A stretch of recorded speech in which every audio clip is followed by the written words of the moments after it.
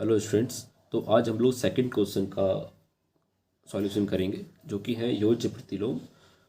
इसमें हम लोगों को क्या करना होता है, जो भी हमारी संख्या होती है इसका हम लोगों को माइनस का जो टर्म होगा वो लिख देना होता है। सिंपली यही होता है। इसका मतलब बेसिकली ये होता है कि इसमें से क्या घटाया जाए या क्या जोड़ा जाए कि अंत में जो भी रहेगा वो शून्य बचेगा।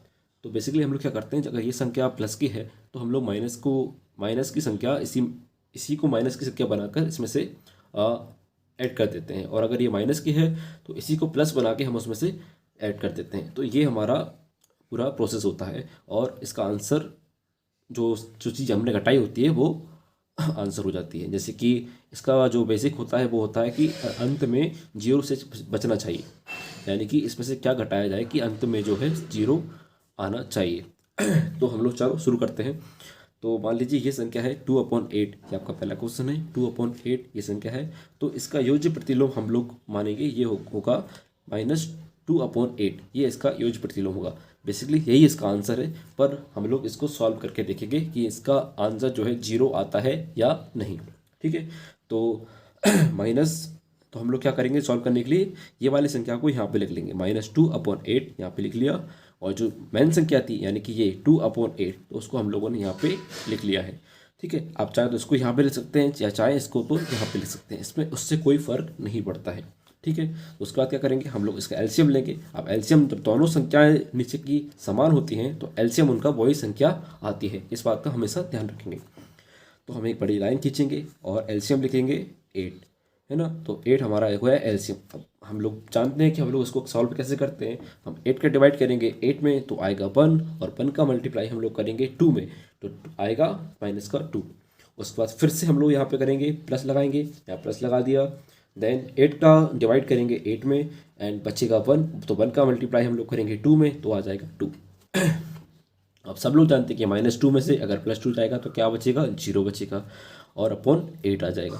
अब एक नियम हमेशा होता है कि अगर 0 ऊपर है या नीचे है, कहीं पे भी है ना, ऊपर भी होगा या नीचे होगा, कहीं भी होगा, या फिर किसी भी टर्म अगर सॉरी यहाँ दिख नहीं रहा होगा आपको, अगर 0 ऊपर है या 0 नीचे है या 0 का किसी भी अंक से मल्टीप्लाई हो रहा है तो हमेशा आंसर 0 ही आएगा। ये बात हमेशा ध्यान रखिएगा, है ना।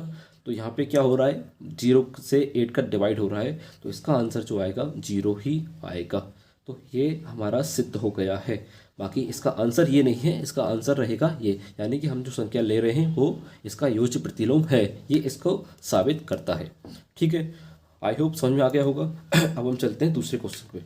ठीक है। तो दूसरा क्वेश्चन है -5/9। ठीक है। तो इसका योज्य प्रतिलोम क्या होगा, आप जो माइनस में है तो हम इसका योज्य प्रतिलोम प्लस में रखेंगे। ठीक है। तो इसका योज्य प्रतिलोम हो जाएगा 5/9।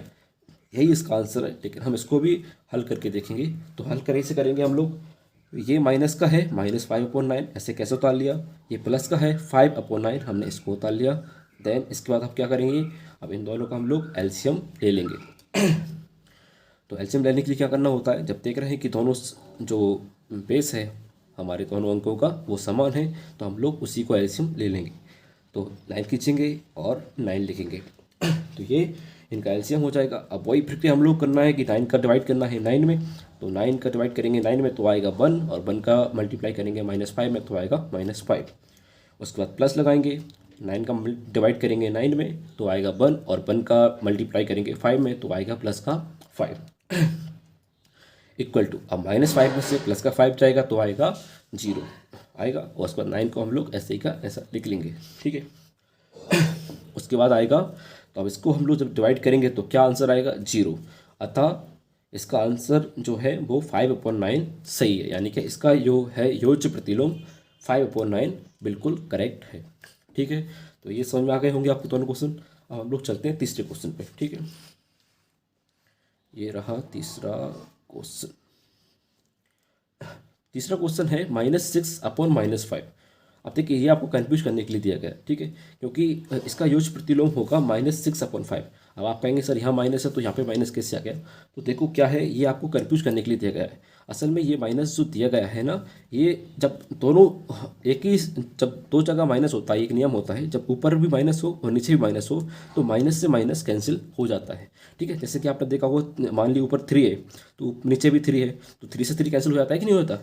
तो उसी प्रकार से अगर समान अंक हैं तो वो एक दूसरे से कैंसिल हो जाते हैं, ठीक है। तो ये होता है। तो यहाँ पे जो माइनस दिए गए हैं ये दोनों आपस में कैंसिल हो जाएंगे, तो ये जो टर्म हो जाएगा वो हो जाएगा प्लस का, यानी कि 6/5 ये हो जाएगा। तो अब इसको अगर हम लोग सॉल्व करेंगे तो इसका जो योग प्रतिलोम होगा वो होगा -6/5। सबको समझ में आ गया होगा, मैं उम्मीद करता हूँ।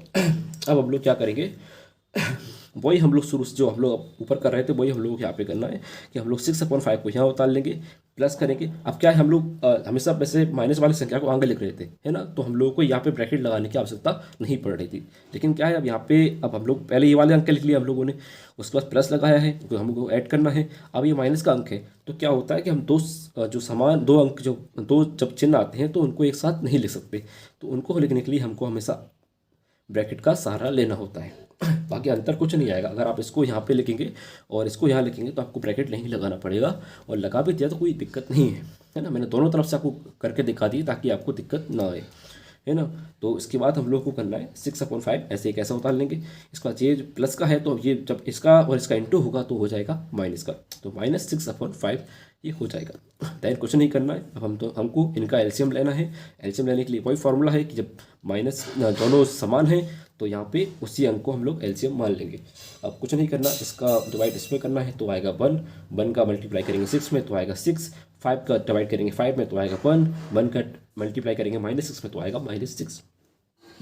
अब आएगा जब 6 में से -6 आएगा तो आएगा 0, तो यहाँ पे आ गया 0/5 आ गया।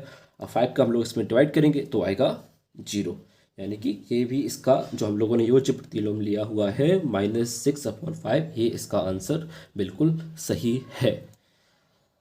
मुझे लगता है समझ में आ गया होगा, है ना। अब तो हम देखते हैं सेकंड वाला। तो ये आपका क्वेश्चन है अगला, तो अब हम इसको देखेंगे। ये देखिए ये क्वेश्चन है 4th नंबर क्वेश्चन है 2/-9। अब देखिए माइनस का ये रूल होता है कि चाहे वो ऊपर हो चाहे नीचे हो, वो पूरी सारी दोनों संख्याएं जो है वो माइनस की ही मानी जाती हैं, तो इसमें आपको कोई कन्फ्यूजन वाली बात नहीं है, ठीक है। तो इसका हम लोग क्या करेंगे, ये जो माइनस की संख्या है तो हम इसको कर लेंगे प्लस की, यानी कि 2/9 इसका हम लोग मान लेंगे। अब इसको हम लोग को सिद्ध करना है। वैसे देखिए सिद्ध करना आपके उसमें दिया नहीं गया है, मैं आपको सिद्ध करके इसलिए दिखा रहा हूँ क्योंकि आपको कन्फ्यूजन ना रहे। कभी भविष्य में अगर सिद्ध करने के लिए आ सकता है, हो सकता है कि आगे वाले जो चैप्टर हैं आपके आने वाले क्वेश्चन से उनमें सिद्ध करने के लिए भी दिया गया है, या फिर आपको समझ में अच्छे तरीके से आए तो उसके लिए हम लोग सिद्ध करके दिखा रहे हैं। बाकी सिद्ध करना इतना अनिवार्य नहीं है, आप सीधा चाहे तो सीधा आंसर इसका लिख सकते हैं, कोई दिक्कत नहीं होगी, ठीक है। अगर सिद्ध करने के लिए नहीं बोला गया है तो, अगर बोला गया है तो आपको पूरा सिद्ध करना होगा, ठीक है। और सिद्ध करना कोई बड़ी बात नहीं है, बहुत छोटी सी बात है, कोई दिक्कत इसमें नहीं आती है। तो हम लोग क्या करेंगे, ये चीज़ माइनस की है तो हम 2/9 माइनस का उतार लेंगे ऐसे का ऐसा। उसके बाद जो हम लोगों ने योग प्रतिलोम हम लोगों ने लिखा है उसको हम लोग यहाँ पे राइट कर लेंगे, ठीक है।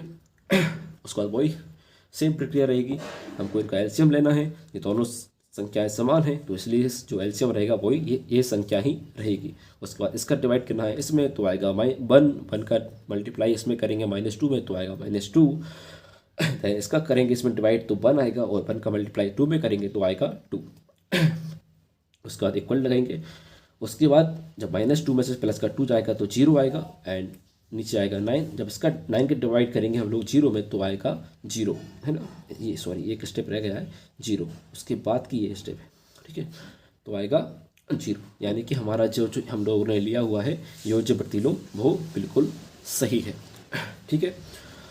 उसके बाद अब हम लोग देखेंगे हमारा लास्ट क्वेश्चन, ये रहा आपका लास्ट क्वेश्चन 5th वाला, है ना, ये रहा। तो इसमें ये भी बिल्कुल जो आपने चौथा वाला किया है बिल्कुल सेम उसी की तरह ये है। इसमें भी नीचे माइनस दिया है, सिर्फ कंफ्यूज करने के लिए आपको दिया था। बाकी अगर कहीं भी माइनस दिया जाए, चाहे वो नीचे दिया जाए चाहे ऊपर दिया जाए, वो संख्या माइनस की ही कहलाएगी। तो इसमें कन्फ्यूजन नहीं होना है कि नीचे माइनस दिया गया है ऊपर नहीं दिया गया है, बिल्कुल कोई दिक्कत नहीं होती है इसमें, ठीक है। तो 19/6 ये माइनस का है, तो हम इसका योज्य प्रतिलोम जो मानेंगे वो होगा 19/6 प्लस का। ठीक है, और इसको सॉल्व हमको उसी तरह करना है। -19/6 हम लोगों को यहाँ ले लेना है, प्लस लगाना है 19/6, ये प्लस वाला हमको यहाँ पे उतार लेना है। अब इनका हम लोगों को एलसीएम करना है। एलसीएम करने के लिए वही प्रक्रिया है जो हम लोग शुरू से अपना रहे हैं कि जो संख्याएं समान हैं उन्हीं को हम लोग एलसीएम मान लेते हैं। तो बड़ी लाइन खींचेंगे और फिर 6 है तो हम लोग 6 लिख लेंगे। अब 6 का डिवाइड हम लोग करेंगे 6 में तो आएगा 1, और 1 का मल्टीप्लाई हम लोग करेंगे -19 में तो आएगा -19। उसके बाद 6 का डिवाइड करेंगे 6 में तो आएगा 1, और 1 का मल्टीप्लाई हम लोग करेंगे 19 में तो आएगा +19। उसके बाद -19 में से +19 जाएगा तो बचेगा 0। क्या बचेगा? 0। और अपर में आएगा 6।